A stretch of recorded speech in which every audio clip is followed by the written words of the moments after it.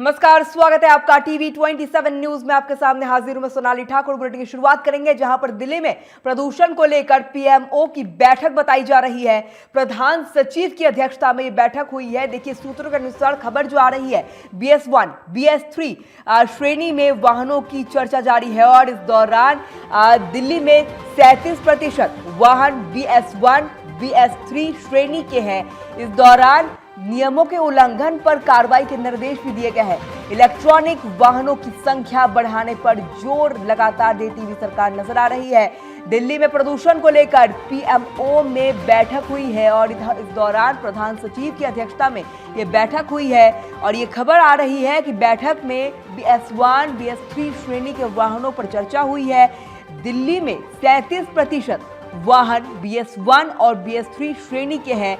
अधिकारियों के नियमों के उल्लंघन पर कार्रवाई के निर्देश भी दिए गए हैं और साथ ही इलेक्ट्रॉनिक वाहनों की संख्या बढ़ाने पर भी जोर लगातार दिया जा रहा है। इसको लेकर भी निर्देश दिए गए हैं। और जानकारी के लिए मेरे साथ मेरे सहयोगी कार्तिक जुड़ गए हैं। कार्तिक, देखिए, लगातार दिल्ली का पॉल्यूशन जो है स्तर उसका बढ़ता हुआ नजर आ रहा है।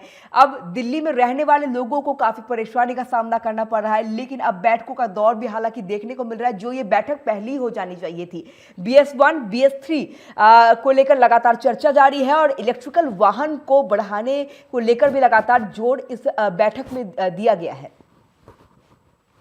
कार्तिक, तरीके से दिल्ली के जो है प्रदूषण जो है लगातार बढ़ता जा रहा है। 400 से जो 450 से अधिक जो है उसका AQI देखने को मिल रहा है। लगातार उसमें दिल्ली सरकार प्रयास करे किस तरीके से AQI कम हो, लेकिन वो AQI जो है कम होने का नाम नहीं ले रहा है। जिस तरीके से वो लगातार पानी सारे तमाम जो ग्रेफ जो 3 के तमाम उसमें नियम जो है लागू किए गए हैं, लेकिन फिर भी उसके बावजूद भी जो है कम होने का नाम नहीं ले रहा है।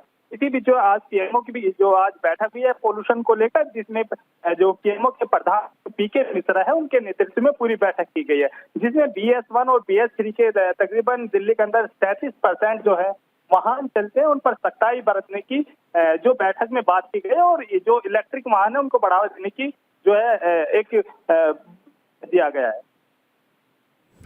बिल्कुल, हालांकि जिस तरीके से कार्तिक की बैठकों का दौर तो दिख ही रहा है, लेकिन लगातार जो सरकार है, दिल्ली सरकार, हम देखते हैं किस तरीके से एयर पोल्यूशन को लेकर पहले तमाम बड़े बड़े दावे किए जाते थे, लेकिन अब वही स्थिति हमें अब देखने को मिल रही है बीजेपी की सरकार में भी, जो हमें कहीं ना कहीं आम आदमी पार्टी की सरकार में भी देखने को मिली थी।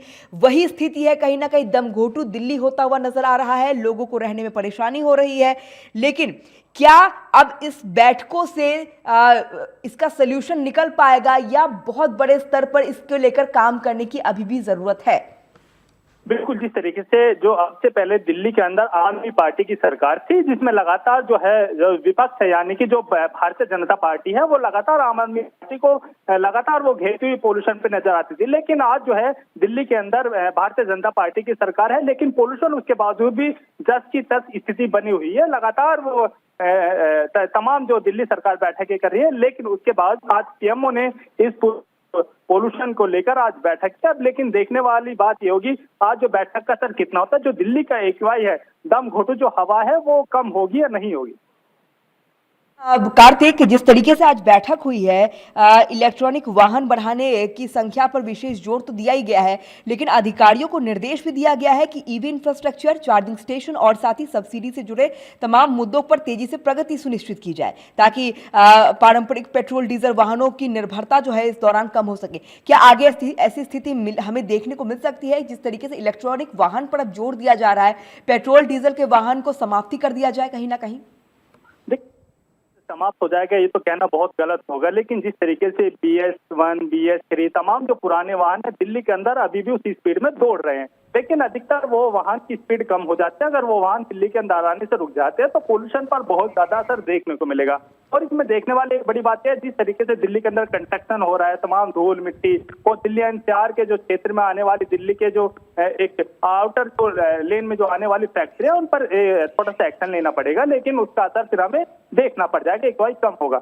वहीं तो आज बैठक में EV जो इलेक्ट्रिक वाहन है उनको बढ़ावा देने की बात कही है और साथ ये भी कहा गया है जिस तरीके से जो EV वाहन के जो चार्जिंग स्टेशन है वो भी बढ़ाया जाए, वो भी आदेश दिया गया है। हालांकि बिल्कुल कार्तिक, कहीं ना कहीं पीएमओ की बैठक में एक गंभीर चिंता का विषय और लगातार इस दौरान विचार विमर्श तो किया ही जा रहा है, लेकिन देखना बहुत अहम होगा और क्या कुछ कदम इस पर उठाए जाते हैं। शुक्रिया आपका कार्तिक, तमाम जानकारी साझा हमें करने के लिए।